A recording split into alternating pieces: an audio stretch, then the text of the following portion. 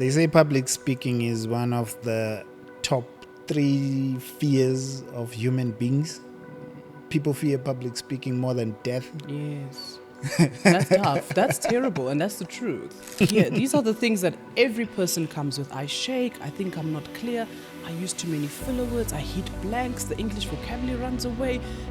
It does. All I'm saying, it's the same as when we tell people visualize success. They're like, no, I just envision that the PowerPoint doesn't go off. To communicate as a leader, you need to ask yourself, why are you communicating at this point in time? Your why is very important. And I'm not talking about purpose like your purpose, but why meaning I'm speaking to my team right now to... Welcome to another edition of Mindset Profits. Today I am with unforgettable speakers. You might be brilliant, but no one knows about you because you can't speak. And I have a question for you. How many opportunities have you lost out on because when it was game time, when it was time to present your case, you got tongue-tied? Palesa Dooms. Hi, Coach. Welcome. You know the name Coach? Yes. I'm an unforgettable speaker. I have to do my research. Who am I meeting with? Thank you. I was telling the guys that I have selfish reasons for this one. I want to give you a challenge. Yes. I want to listen. I'm going to rewatch this a couple of times. All so right. the challenge for you is I want to watch this a year later and see a big difference in how I communicate. Yeah. Yes. 100%. Challenge accepted. I want to rewatch it, implement what you're going to teach, and see a difference Yes. on how I communicate on the channel as well, because I'm going to implement. That's the challenge you have. Yeah, it's going to be tough. I've watched you. You are No, a pro. I implement and I'm ready to learn. I'm I've happy. listened to you teach and I am so impressed. Thank you. Thank you. I teach with my heart. So today, because we're on a podcast, I have to hold back a little bit and not start Don't. shouting and you. You cry sometimes to make a point. I'm a passionate person, especially when I'm on that point that I'm so convicted of. Oh, it's difficult to stop me then. Okay, the challenge is set. Challenge is ready. I want to give you context. So I was thinking on my way here where the best place to start would be. So I'll give you 2 scenarios. One was a high school joke that we used to have. There's this guy who was so in love with a girl, and the girl had a cousin who was one of our friends. So at some point, the cousin just decides, you know what, you always talk about this girl. She's standing right there. Come. Gee. Takes her to the girl and says, he says he wants to talk to you. And he walks away. Yo. The girl now told us the story again. Once the cousin walked away, it was time for him to say his case. Peach. And he was like, that was the pitch. Shame. Until she first of all said, are you okay? Yeah, shame. Exactly what happened. Are you okay? And he couldn't respond to that. It was until she said, you know what, when you're ready to talk, we'll talk another time. And she walked away. So it became our high school joke, because every time we'd see him and want to make fun of him, we'd just say, No, that's speaking trauma you've created for someone. boarding school does that. Yeah, Boarding school. So I was looking at that, and I'll give you the second. I was in a similar situation. Someone that I can't say in love, but a girl that I really felt strongly about. But every time I'd be around her, I guess her beauty would just paralyze me. I would run out of stuff to say. I would just be Mr. Nice Guy, can I get you water, run around, and that's all I could do. She was too much. She was too much. And she wasn't doing anything. She was just a nice person just being there. I was the one having my own thing. So I came up with a strategy. Let me make the landing softer for myself. Let me get a good friend of mine who is not afraid of her, who is a good communicator, to go talk to you and at least make it softer. He likes you. Can you talk? Right? Sure. So he goes. He agrees and goes. They're married right now with 3 kids. Ah! I was about to say that was the worst. They are good friends of mine. Love the couple so much. I guess destiny was playing behind the scenes, but still the example stands. Good for them, right?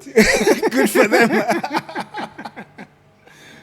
What was happening with me? What was happening with my friend where you know what you want to say, but when it's game time, it's like the brain disconnects from the mouth and Yes. they are existing in two worlds.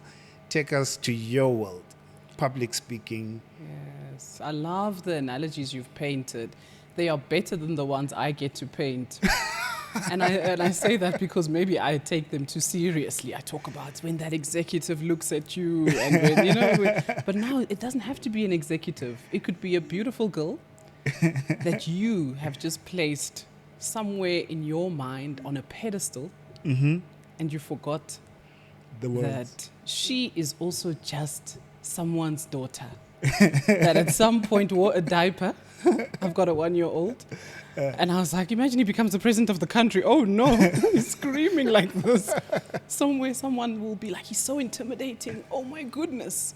Right, that's exactly what we do. We go into those rooms in that setting, in this setting, in your case, with this woman that's just mesmerizing. And oh my goodness, she's perfect. Who am I?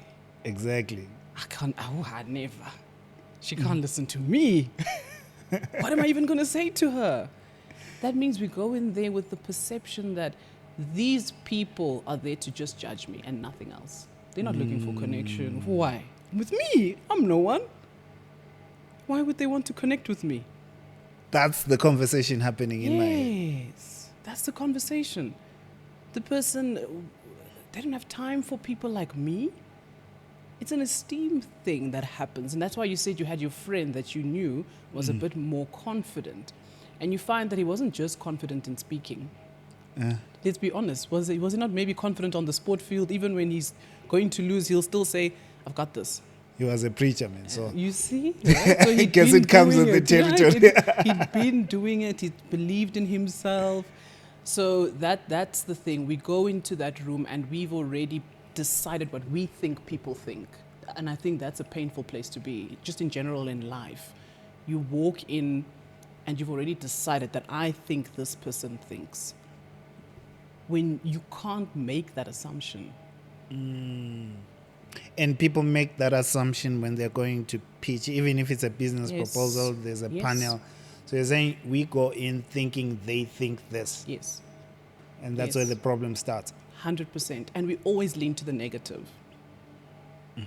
I was telling a certain makeup artist that, what if I get told, let's try again next week? Sorry, you're late. It happens to you too. It's happened. No, it's happened to me before, where I went for an eye appointment, and that's the only person I can remember. I can't remember the 99 people that gave me grace. Do you see that, right? Yeah. So we have that guy. That's all he thinks about every time he goes to speak, regardless of who he's speaking to. He's seeing and that was a once-off thing. But Which we with didn't time- help when we made it a joke. Exactly. It became an unforgettable moment. And that's also it. It's and what you experienced could have been even the memory of what happened to your friend. That what if I fail? What if I make a fool of myself? What if it doesn't land what I want to say to this girl? What if you entertained all of that first? It's the same as when we tell people visualize success. They're like, no, I just envision that the PowerPoint doesn't go off. No, I just want to make sure I don't. Mess my Yeah, words. exactly. And it will self-fulfilling prophecy. You reminded me of my best friend as well. He went to speak, I think it was Mexico or something. And they gave him the podium. He stands up and he says, "Good morning. My name is My name is. Then his name was gone. Yes. Forgot his name. Yes, that's the fright and flight. Right? We know that feeling. You either hit a blank, hands up. I give the analogy of hands up. When a robber comes in, what do? We all react differently. Hide, run. Yes, the other one stands there and just pees themselves. That's, that's the person that hits the blank and says, "What's my name?" That's like, where am I? What's currently happening? It's that realization that I'm in the thick of something that's very scary. So that's a trauma response. Yes. For the other person you run, that's probably the person's going to, "Good morning, thank you." Because they just want to get to the finals. You have to finish the presentation. Exactly. And there are people that do that. Yes. Also, you linking trauma responses to how we show up on a stage. Yes. Nice. No, 100%. Never thought of it that way. Your body doesn't lie. It has this thing of exposing you. It's telling us what you're thinking. It doesn't lie. It will be like, actually thinking, I can't do this right now. And you hold the finish. paper Yes. and you're shaking. Your body is the biggest traitor. That's what I call it. They say public speaking is one of the top 3 fears of human beings. People fear public speaking more than death. Yes. That's tough. That's terrible. And that's the truth. I take it back to when you think of the biblical context, people used to get put into the middle to be made a judgment on. Are we going to stone this person or not? So you'd go into the middle of people for people to decide your destiny. Are you alive or dead? So now our brains have adopted that am I alive or dead in this situation right now? Because everyone is looking at me and all they're doing is judging me. Forgetting that Ntando woke up this morning to bath, get ready for the day, think about what he's going to eat, worry about traffic. You were not the last person in his on mind. their mind. They're not waking up in the morning to come and judge you. And they've got their own problems. Oh, man. And they're thinking, give me something to change my life, not you. Are you alive or dead today? How do I become an unforgettable speaker if that's my starting point? If I'm your client, this is day one, and I say, this is my lived reality right now. Yeah. Every time I stand in front of people, I forget stuff, I miss my words, I shake, I don't know how to shake the nerves off. Where is my starting point? Your starting point would be where we just started. Demystifying some of the things that you truly believe are true. And by putting you in the audience seat. Because I ask, okay, the things would be, oh no, I think I am not clear. I shake, all right? I hear, these are the things that every person comes with. I shake, I think I'm not clear. I use too many filler words. I hit blanks. The English vocabulary runs away. It does. All I'm saying, all of it, yes. And then the question becomes, when you are sitting in the audience and someone is having exactly that moment where you see them shaking, they're hitting a bit of a blank, they're getting anxious, what's your immediate thought about them? Empathy. Exactly. So why is it that you believe every audience member looks at you and says, oh, stupid, unprepared, incompetent, fire today? Right, so it is first. It's back to the conversation in our head. Yes, sit in the audience seat first and see yourself through the eyes of empathy. I had an exec that did a presentation at work. She was so anxious, they couldn't ask her questions. They told her to just go sit down and have a glass of water. Yo. They were like, we're not going to do this to her. We can't ask her a question. She will not make it.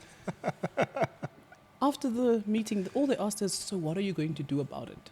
And she said, I'm going to call Palesa. That was her answer. She had to call me same day. She was like, it's that bad. But now, taking it back from, let's demystify that, and then we get into the habit of, remember, anything that's not done regularly is going to feel unfamiliar.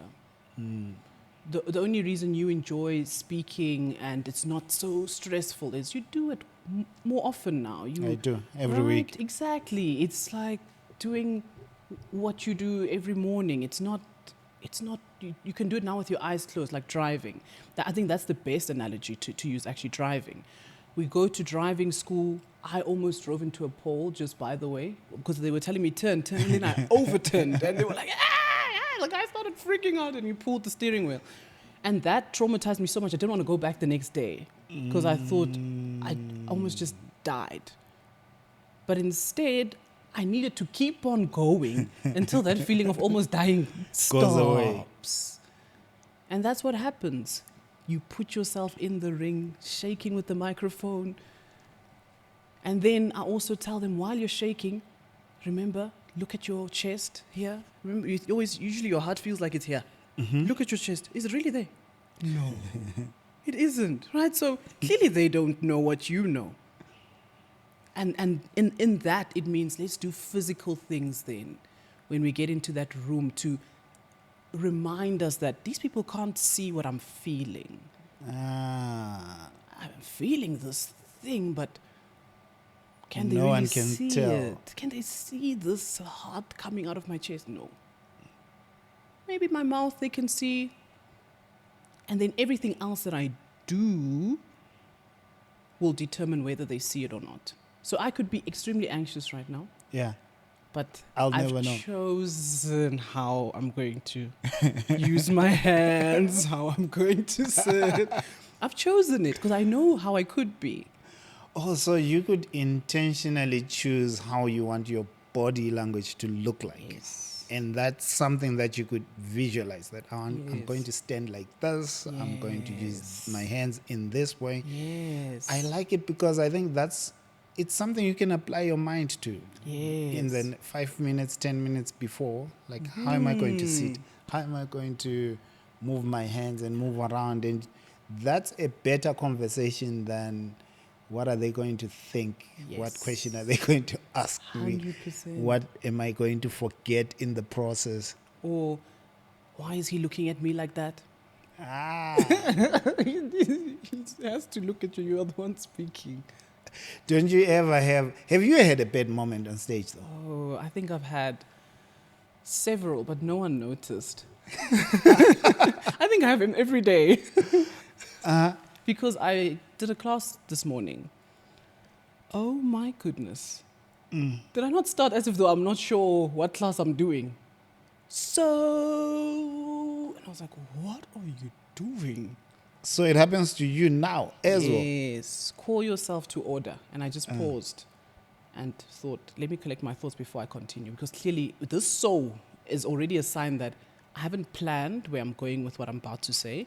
And it's about to go really south.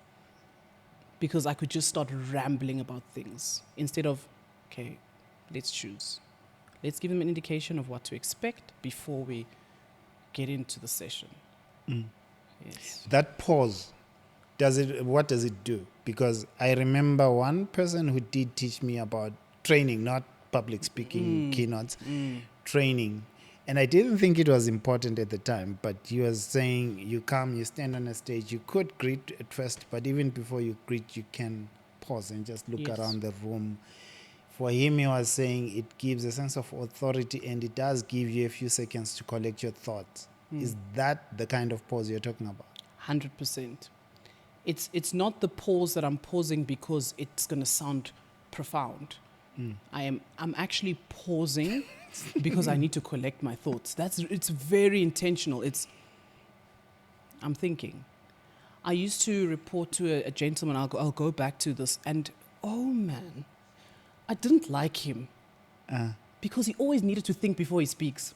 And I thought it was the most powerful tool I'd ever seen because he never made a mistake with regards to how he chose to respond.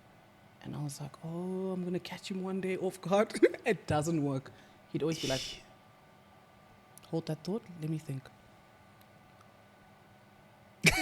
And then it wouldn't even be a profound answer at times. It could have been, you know what, I actually don't know. But After the something pause. good that you have pointed out. And I'm thinking, this guy didn't just do that. But it was so powerful because it reminded me of the fact that this is why you pause.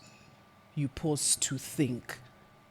Not because it's strategically going to make your presentation look good. It's going to make you think before you speak. How does this apply if you're communicating on camera? How do I apply the pause in a way that doesn't get people swiping me? Oh yes, you mean it's difficult on social media. You actually might On have social media. You have to edit it out, unfortunately.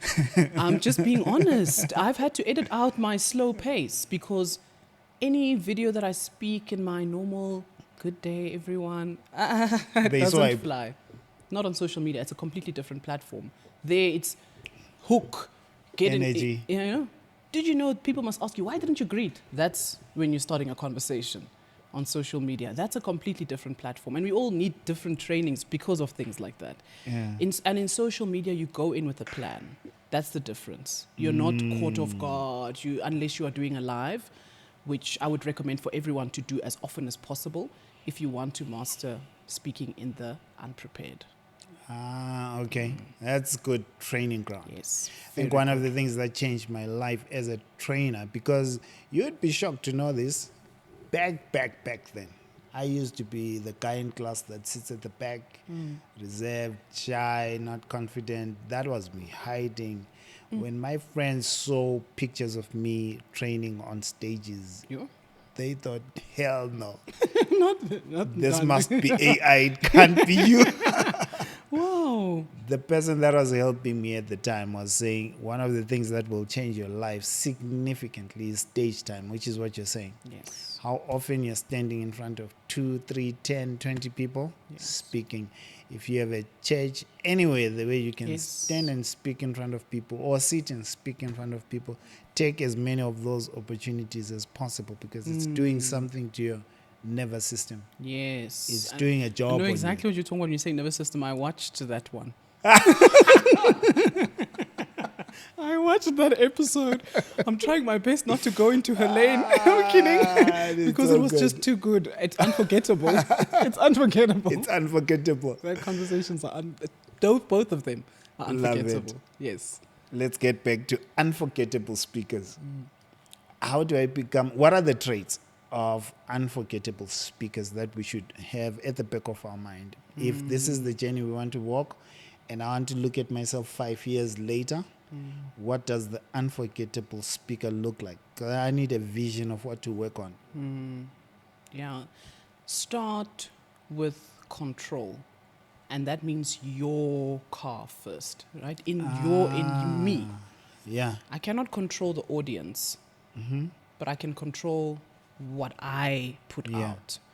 And that control can be simple notes that you've even made for yourself to say, I'm going to walk in, make eye contact. And it's your note. No one knows that you've written good morning, eye contact. So you managing yourself first. And that helps you to gain so much more confidence, especially when you start well with any presentation. When we start shaky, it's an uphill battle to Throws convince everything them off. that I am who I say I am. But when you start well, even when you're not to that person, people just think you're somebody. Who are you? We can't wait to hear. Right? So control, especially in the beginning, because that's usually where most people are nervous. 4 slides, 10 slides in, you've forgotten that it mattered. Yeah. And then the next thing is, I'm not speaking to myself. Yes, in the mirror, I was alone at home, in the shower, wherever, in the car. People speak everywhere by themselves.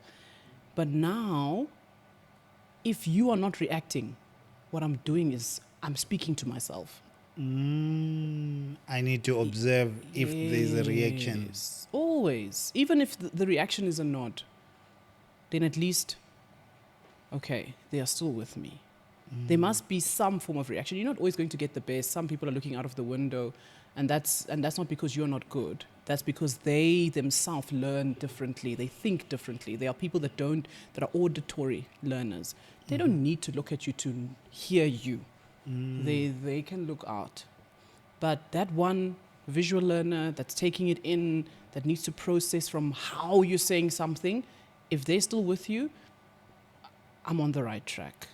We'll continue. I'm listening to you, and you're bringing out something that I think a lot of people get tripped on stage speaking because they see people looking around. And you're Yes. talking about visual and auditory learners, and I'm thinking I could be speaking to 20 people and see 10 just looking all over the place and think they're not paying attention to me. I'm boring.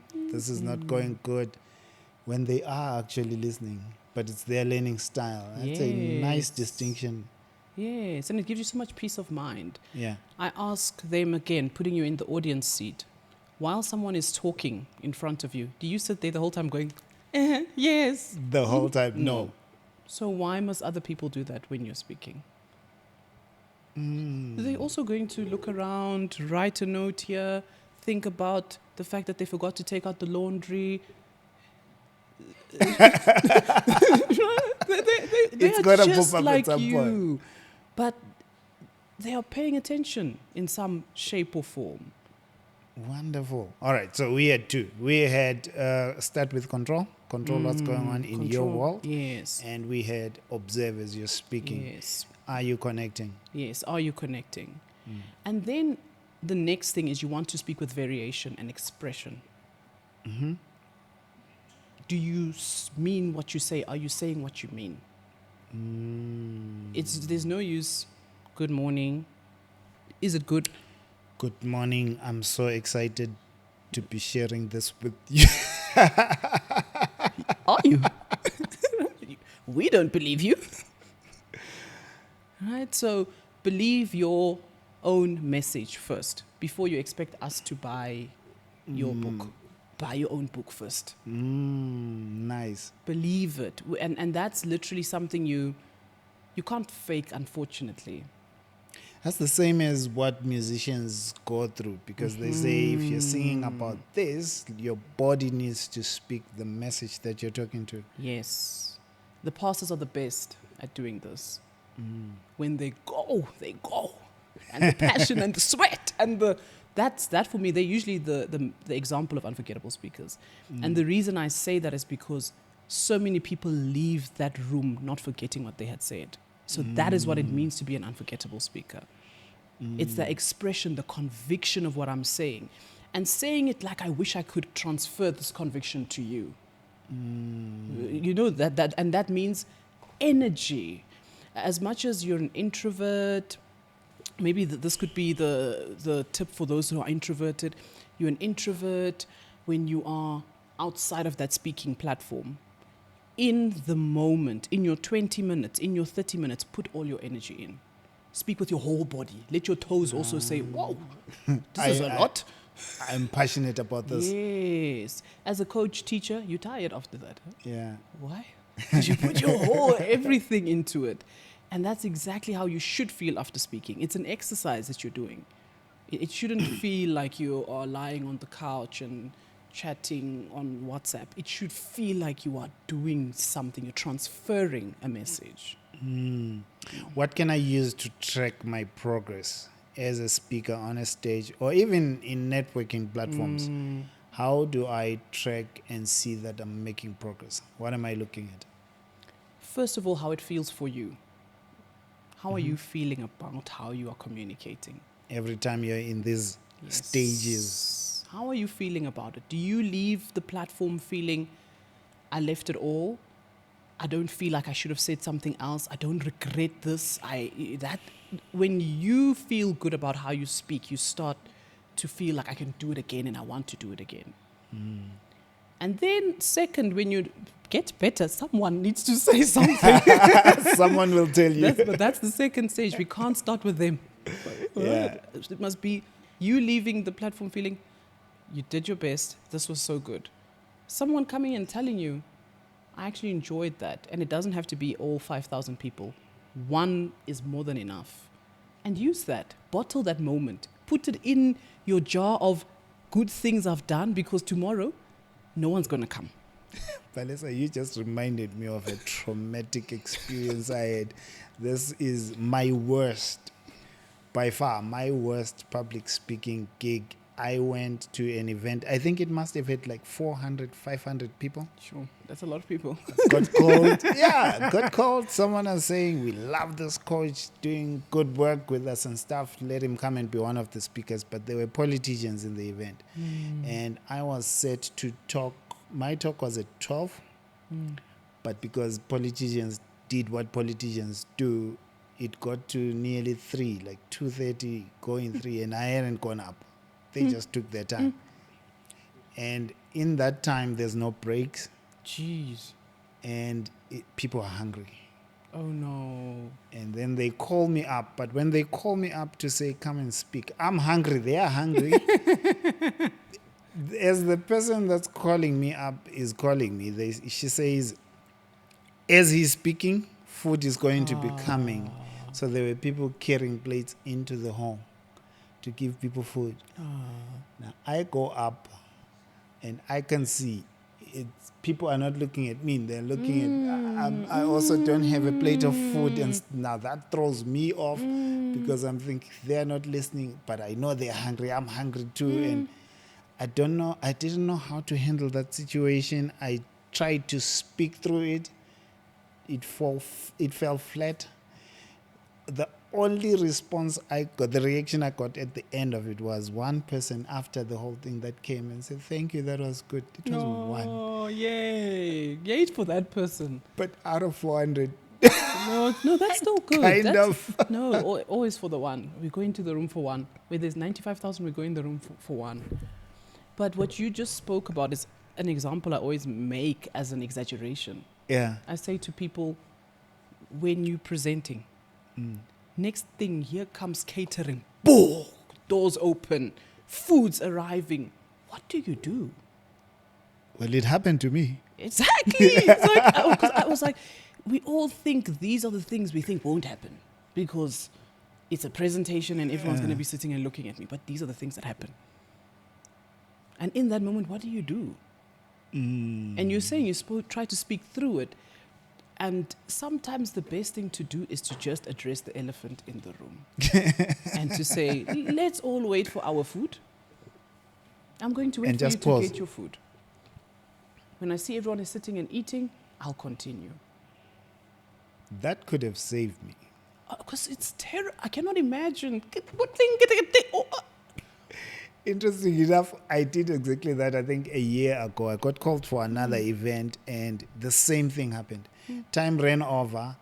I came to speak after the lunch. I think it was around 2, and the food came. But this time, I just said, you guys are traumatizing me. Let me tell you why. Told them that story. They all laughed. And they started saying, should we stop eating? Should we? It became a joke, and we had fun. And now they were listening. Exactly. Some actually put their forks down and stopped eating. Yes. We addressed the elephant because that elephant is not going anywhere. And the person that came to say that was so good was also feeling bad for the experience you had. Yeah, maybe it was sympathy. No. But I'm just saying that adds to it. That's why they made sure they get to you. The conversation in my mind was maybe it wasn't good. She just feels sorry that no one is coming to me and saying, I doubt you wouldn't have put together good content. The food that was back then. It might have been. I don't think I shared what I wanted to share. I think because I was thrown off, you just went east and west. Hey. Yeah. I've been. I don't think it was good. I think I've had a day like that. Where I went with the grain. I was like, this is not what I was planning to say. And what I'm saying is currently not making sense.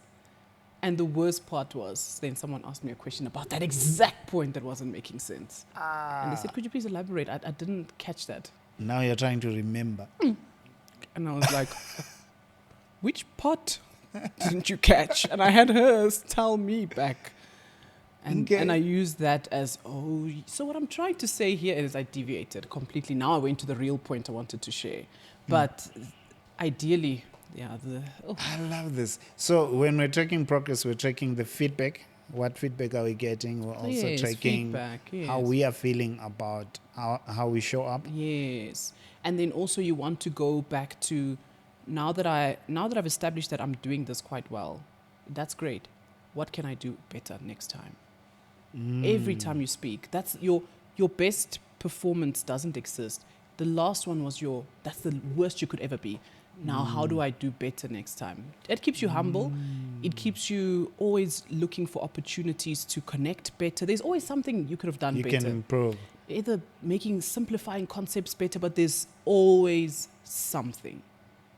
Do you recommend people record themselves? 100%. That's rule baseline. Because the camera has its own scary side of it. This thing is weird when you don't used to it. Yes. You turn it on and it's like you just turned on 1,000 people. Yes. Yes, that's true. It That's feels true. like that. It's the truth. It's the scariest thing ever, but we have to record ourselves, and we're lucky that we're in this generation that could record ourselves. Yeah. Think about the people that didn't have these smartphones and all these things that we have. Yeah. So now that we have that, record yourself, listen and watch yourself till you get over how you sound. Nice. You know, I'm picturing someone who's going to listen and start recording themselves. And actually, I want to put it as a challenge. Record yourself because the video is in your phone. Yes. It's not on social media until you post it. You could review yourself 1,000 times and never post that video. Yes. Yes. But for the business owner, please just press play. Just, the sales are not going to come from the gallery. You don't like the don't post it part. No, I don't. Well, what do you teach entrepreneurs when it comes to this, speaking? Yes, for entrepreneurs, the more you articulate your value proposition, the better you get at it. And finding different ways to articulate the same thing is mastery. If you know how to sell your same handbag to a lady from Limpopo, and you know how to sell it to a lady from the US, and you know how to sell it to a lady from Johannesburg in a different way, and you still get the sale, you've mastered your product. So that's what I teach. And I'm going into my passionate zone. Yeah. I'm so passionate about it because I've seen what it can do when you just go and look at what can I say in this hook or in my intro of my pitch that can gravitate to this audience, and how you get to know your audience is by spending time with your audience.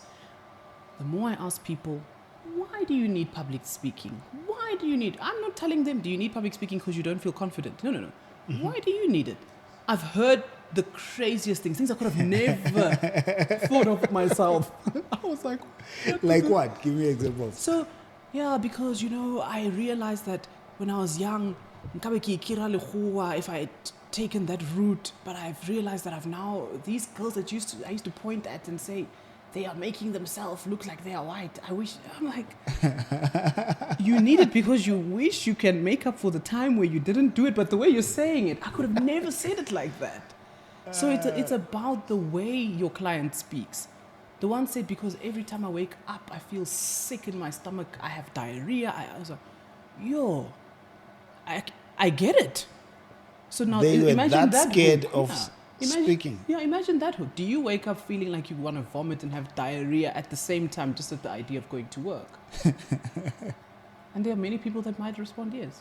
I said the word sick, though. It was one of the videos that went viral. I just said to you, does the idea of speaking in public today at work make you sick? And it was, yes. And That's I was me. like, I didn't realize it's so many people. yeah, so but also that's the thing, it's the articulating it for the person that has said it in their words and not your words, because your words is the product is great. For people, their word is your product is useful, but get to know what their language is. How do I shift to speak like a leader that is an effective communicator? Because what I'm picturing is someone who is a leader, has a team, but can't get their point across. For some reason, the communication, there's what they have in their heart and mind, but it never comes out the way they wish it comes out, or in a way that's effective. Yeah, so to communicate as a leader, you need to ask yourself why are you communicating at this point in time? Your why is very important. And I'm not talking about purpose like your purpose, but why meaning I'm speaking to my team right now to motivate them to get this project over the line sooner. But what motivates my team to work is important for you to know before you even start that conversation. I'm speaking to my team right now because I want them to realize that they've done great work and they must keep it up. It's completely different. Where do I start with that? I'm speaking because I want to give feedback that things went really bad and we need to see these things in order to change them. So first starting with your why are you speaking to your team? And then from there, looking for the opportunity for them to participate in that which you are saying so that they can take accountability for the message as well.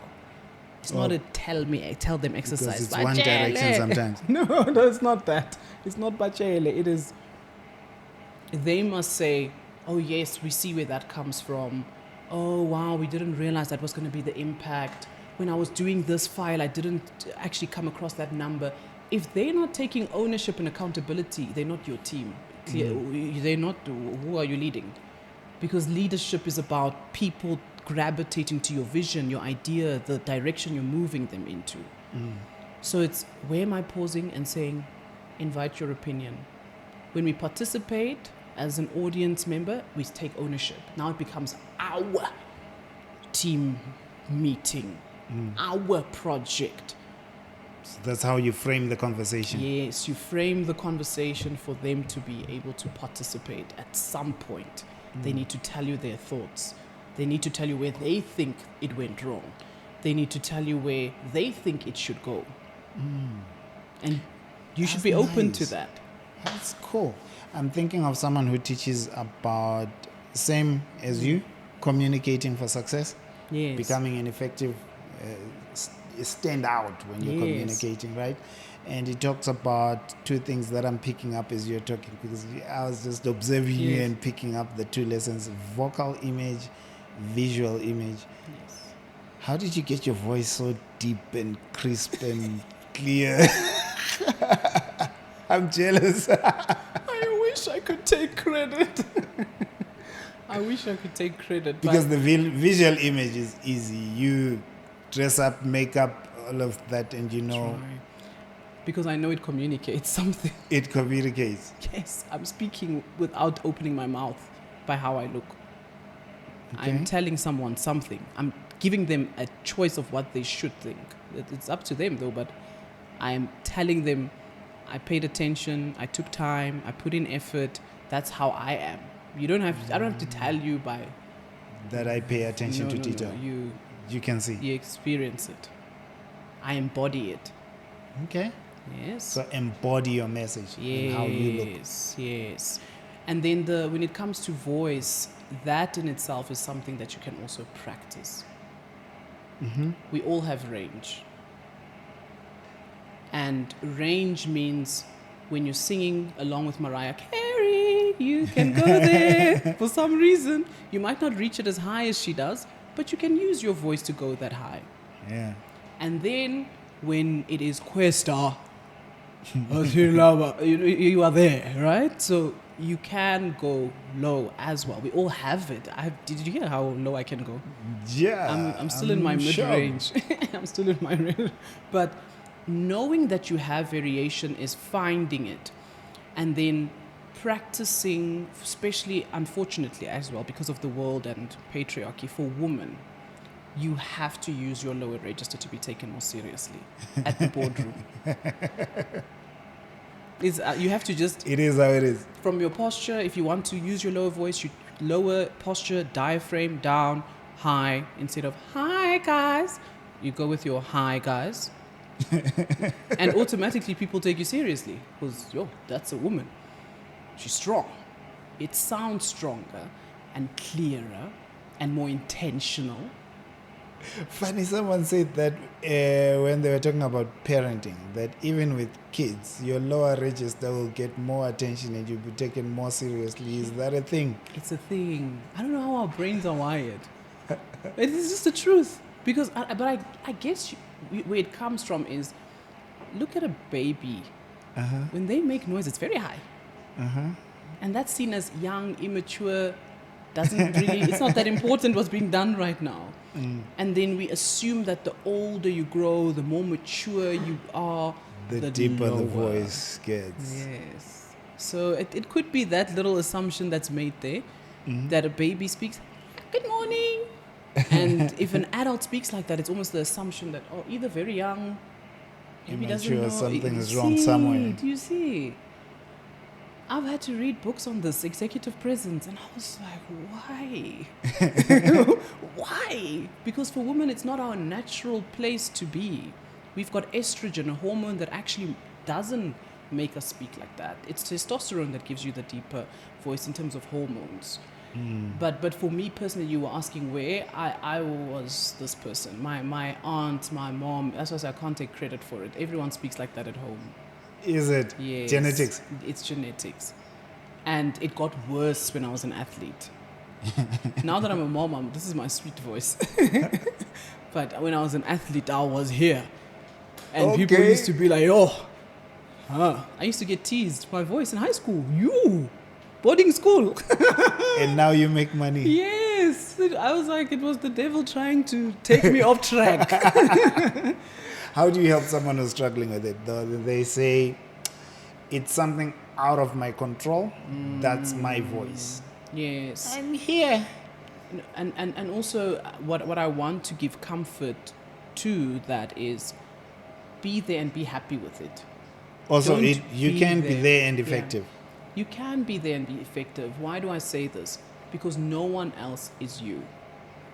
There's something about signature, voice, that person that makes it so unique. When we hear that, we know it's you. It's not who are you trying to be now. So and this is it's almost like but that's a double-edged sword type of thing. You just told us to go low. Now you're telling us that you should can be accept your yourself. unique voice. Yeah, the go low is at the beginning of your presentation when you need to captivate, but go to your normal the rest of your presentation, and that's fine. Why? Nelson Mandela, he's Nelson Mandela. Whether he's here or not there, we know his voice and it doesn't change. So you are who you are. You are Pindile. And your voice is associated with your personality, your mannerisms. It gives us a picture of you. But Lisa, what about people who don't like the sound of their voice? Because there are many. No, there are many, I know. But do they know that even after voice coaching, they might not like the sound of their voice? Because you can go for voice coaching, the same as you can go for singing coaching. It's learning how to use your voice effectively. But the liking part comes from familiarity. It's the getting over it. I use the analogy of a song. So there's a song that you hear today for the first time. Yeah. Doesn't mean much. Hear it the second time. Okay. Starts to make maybe. sense. Yeah. Third time. Why? Repetition. You get over the sound of your voice. You would know this. You heard your first recording. I was like, that means stop that. I actually, funny enough, I also hated the sound of my voice for most of my life, actually. I'm one of them. So I was asking for me. Yes. I did. I think what changed it was feedback from a lot of people that said you're crazy. It's amazing. This voice. is just stuff in your head. And I think I picked up a lesson somewhere. I've forgotten who was teaching it, but they were saying the reason why a lot of people don't like the sound of their voice is I don't know what mechanisms are inside the vibrations. Yes. They give you you hear a different voice in here when you're speaking to the one that's coming out, because you're not hearing the one that's coming out. Yes. And once this is recorded, it sounds different to the one that you hear when you're speaking. In your head, you sound different. Yes. And it's that difference that scares a lot of people. Yes, because you almost cannot believe that's how you sound. That's how you sound. That I had the same experience with myself. We all been there. That's why I'm saying. Where I was like, oh no, people have to listen to this. This is so bad. Shame. You felt bad about this voice. Yes. Yes. Yeah, if it were my friends, they would be saying you're crazy. You see, and I said, your people go through a lot. Shame. No wonder they look at me like, are you fine? And it's like, no, they were actually looking because they're surprised that you've got such a rich voice. You speak like that. And then also, let's go back to voice. So what also changes the sound of your voice is the shape of your mouth. Okay. Hi. How do I fix this? If I want to sound friendlier, I just need to smile the whole time. Now, I can't go down now. I can't go to the deep voice. When I change the shape of my mouth, ultimately I can go way lower. So this is physiology. Yes. And we're not conscious of how we're using our bodies. Yes. So it's important that when you are and you find yourself to be an intimidating person, they would know themselves. Yeah. To just turn it up a notch and say good morning, everyone. And if you are finding that I'm the person that feels people don't take me seriously, good morning, everyone. Just remind them of your position. The other thing I saw with you, you've been using your hands the whole time, quite artistically. What's this all about? Because, man, it works. It's speaking with your body. Remember I spoke about when you're speaking, you need to use your whole body. And also, in speaking like that, you're painting visual pictures for the visual person. Is this you all the time? Like, even with your kids, no. you are... I never. I told you it's when you are on that platform. Yeah. And I say this because I'm also not an extroverted. I'm not the person that, hi! Whoa! That's not me. All my friends are those people. I love having them around me so that I can just enjoy and bask in conversation. But when I am in a moment where I need to articulate a message, I should be transferring my energy. If I'm not transferring my energy, not getting reaction, there's something wrong. And so you don't want people to lose on opportunities because they're not showing up physically and using their bodies to connect with the message. I watched a virtual interview. I'm very passionate about problem solving. I'm very passionate about problem solving. And immediately there's a difference. Yes. I see it. Yes. I feel it. Yes. Last words. How do people find you? And when they do, what do you teach? I teach professionals how to speak with confidence, clarity, to make an impact. That means in the world, in their boardrooms. And they can find me on all social platforms as Palisa Dooms, so TikTok, Facebook, Instagram, and then also we have a WhatsApp line that I love to share where they can just say hi. And that would be 071 184 8406. And in there we have all sorts of programs, online programs, live programs, free programs, and all of this to help you to achieve this. Speak with confidence, clarity, to make an impact. Last question from me, something I picked up now while you were talking. Actually, it's two questions. One, how do I introduce myself in public? It's so important. We have to have the long version and the short version. What do I do? Who do I do it for? And how do I do it? Or what do I do? Who do I do it for? And why do I do it? Those are the 33. Right? Just those three. They don't take, it's fun. Keep it short, powerful, and to the niche that you're speaking to. Because I realized I had missed that part. That's one question I had for you, and it's really cool for me. Hey, this is good. I'm looking forward to the next networking session. The last question was, how do I practice to use my mouth the way you do? For a lot of people, it's exaggeration. You have to A-E-I-O-U like we did in school. Because why? For a person sitting far, they rely on how I shape my mouth to hear me. On a virtual platform, when you do that, you mute yourself and you say, hi. Everyone knows you said hi if you did it intentionally. But if you say, hi, we're not sure. What are you saying? Exactly. So intentionality in how you're speaking. But how do I practice? Oh, so the practice is exaggeration. Exaggeration. So I sit, read a book out loud, for example, Yes.